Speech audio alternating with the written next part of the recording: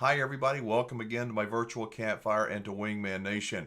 Here around this virtual campfire, we respectfully listen to each other and we don't yell at each other. The objective of this channel is to try and get you to think. It's not to try and get you to think like me, but try to get you to think, accept responsibility, to be honest, to be humble. And I've got a long ways to go, but I encourage everyone to try to be the best wingman or wing woman that they can be, because Lord knows our country needs good people, lots of them. So today I'm going to read a couple of emails. I got another phone call I want to play for you. I visited with this guy for 20 some odd minutes yesterday, and he was amazing, and he wants to share his experience with you.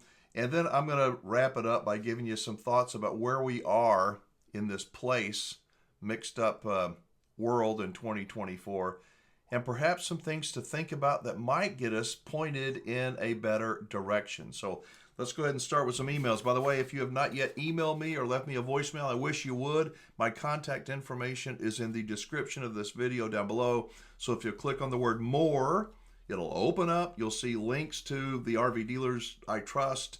You'll find links to buy shirts like you see me wear here on the channel, as well as my personal email address and my voicemail number. All right, this one came from Grantsville, Utah. H. Louder says, hello, Wingman. Love your channel. Your perspective on things shows great wisdom that I agree with almost always. Please don't be offended, but why do you think young people don't seem to like your channel? I don't see any comments by the younger generation. This is an honest question I wish you would respond to. Respectfully, H. Louder in Grantsville, Utah. Well, thank you for your email, and here's my response. First off, I'm not taking offense at anything, I promise you, but I do disagree with you. I don't think that young people don't like this channel. I think they don't anything this channel. They are in other places. There's nothing here on this channel that interests young people, most young people. They are interested in loud and fast and fancy and pretty and real quick, and this channel is not about that. I think most people, we have lost our ability to focus for very long. We have lost our humility, many of us. And young people, when we were young, when I was young, I knew everything. At least I thought I did, or I acted like I did. And it's only when I got older and made so many mistakes and had the ability to look back with perspective and say, wow, I should have listened to other people, should have listened to my parents more. And so I don't think that this channel is something that young people don't like, but that they might drift into in the future. At least that's my hope. What do you think? Do you think that there are young people here that are lurking and just not commenting? I don't think so. I think most of the people here around this virtual campfire are significantly older than young people. Many of you are in your 70s. I'm not there yet, but that we have got a lot of miles on us, and we share some of the same concerns and opinions on life. Not all, but some of them. I think that I was watching something before Easter. I know it's been a while, but if you watch the movie or you read in the Bible about the story of Moses, I'm not going to get biblical on you. I promise I'm not, because I'm not a very good example of that. But why did Moses go by himself on top of Mount Sinai to talk with God? Why didn't God send him to a busy city that was hustling and bustling with noise and crowds and things like that? You ever wondered that? Why did Moses have to be alone to go find God and for God to talk with him?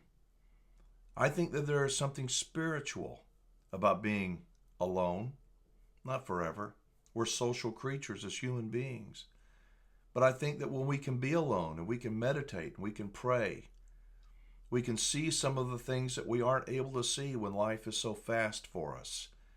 And I think that as we want higher speed internet and more options on TV and, streaming services and all that stuff, I think we may be losing our connection with something that's a whole lot bigger and more important than man.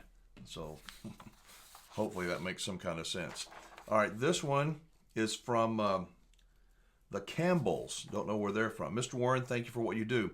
I'm a retired school teacher. You are so right about the things you say about the world and RVing. We enjoy your campfire talks very much. We've been RVing since the 70s. Wow. And we know our days of travel are coming to an end. In 45 years of camping, we have enjoyed countless campfire sunrises and sunsets and met more fine people than we deserve to meet. We raised our kids around camping, and now they are doing the same with our grandkids. I like to think RVing is a legacy activity. I love that, legacy activity, that will live on through our kids and grandkids when we are gone. Yes, we have also had our fair share of bad experiences over the years too, but they're just part of the fabric of life that we look back on with the fondest of memories. I hope your campfire will continue to burn and that others will feel as blessed as we do to be a part of it. We enjoy your videos and the stories you share. So many times my husband and I look at each other and say, "You sound just like we do." Life is so short. May God continue to bless you and your family, Wingman. Gene and Will Campbell. Well, let me tell you something. Gene Campbell, I love teachers, and I have more respect for teachers than I ever had as a boy. Not all teachers, but I think that retired teachers are different today than young teachers.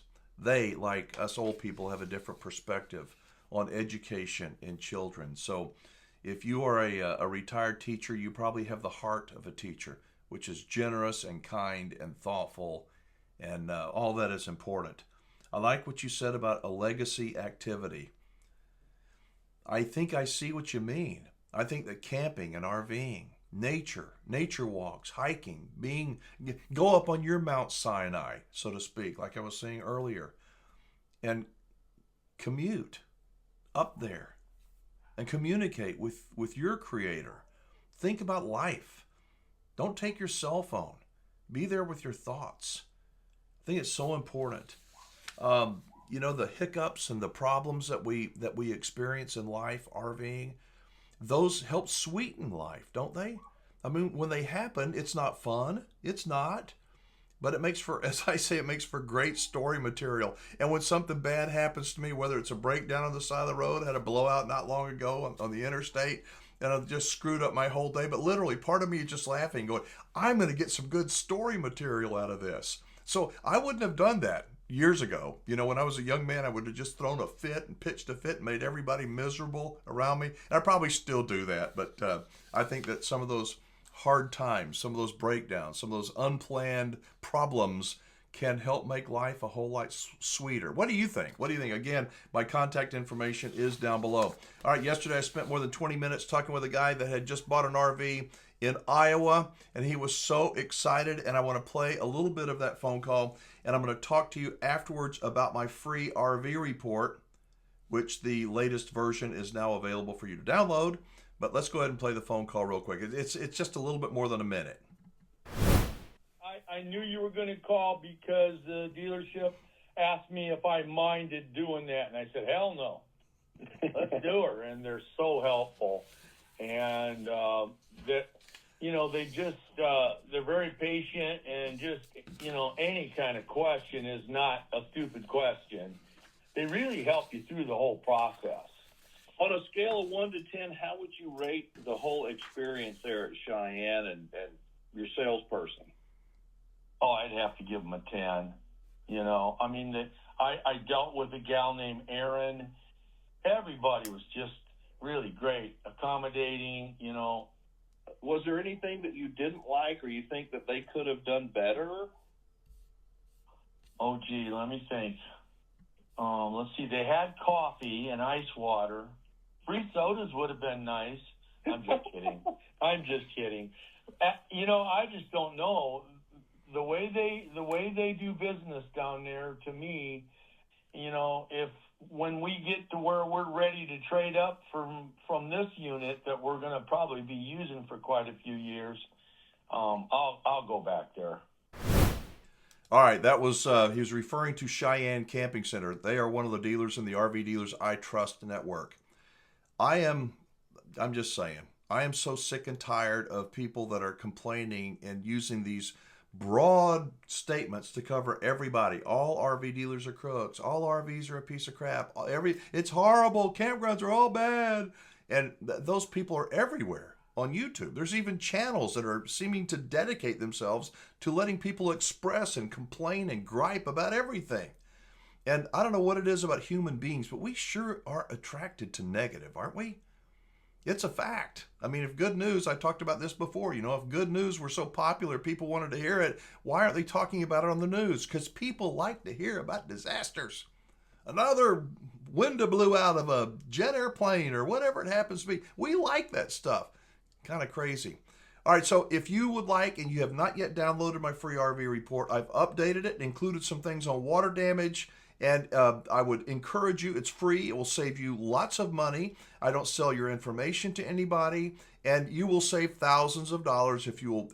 I guarantee you, if you will read my report, you will pick out 2 or 3 things and you go, wow, and use those when you negotiate your deal with your RV dealer or when you're selling an RV. It's things to think about. I am just one of many resources I hope you will consider. So that link is down below. It's freervreport.com. You can download the most updated version.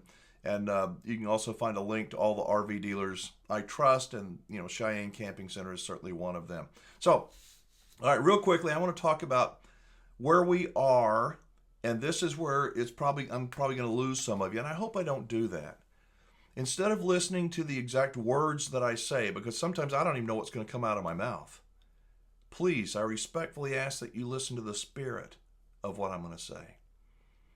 We meaning collectively, generally speaking, we want to look at other people to help solve our problems. We want to look at government, politicians. We want to look at others to help solve the problems that we are experiencing. I think if we look honestly where we are, we, as human beings, I mentioned earlier, we are social creatures. We are. We like to be around other people. We like to be around other people that have the same values as we do. But how do we determine those values? It's by all these things that we are exposed to. And if you say, well, I'm not affected by that, bull.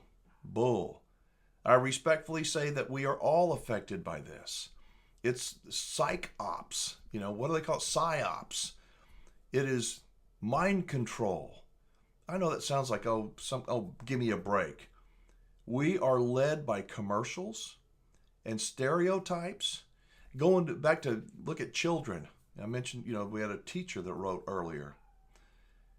Teachers used to be there to teach our children, didn't they? And I think that supposedly they are now. But what are they teaching them? Instead of history and the fundamentals and being proud to be an American, not a perfect human being, but something to stand for and fight for and be proud of. And to look at our history and not be proud of all of it, but embrace it, because that's who helped make us who we are. We have entrusted our children to a school system that doesn't have our kids' best interest at heart. It doesn't. It has what they want our kids' best interest to be at heart. It's confusing kids. We give them these damn things where they spend hours and hours a day, far more than they do with our, their parents or their grandparents or anybody that is of the, the baby boom generation or has more traditional family values. And we have just given them.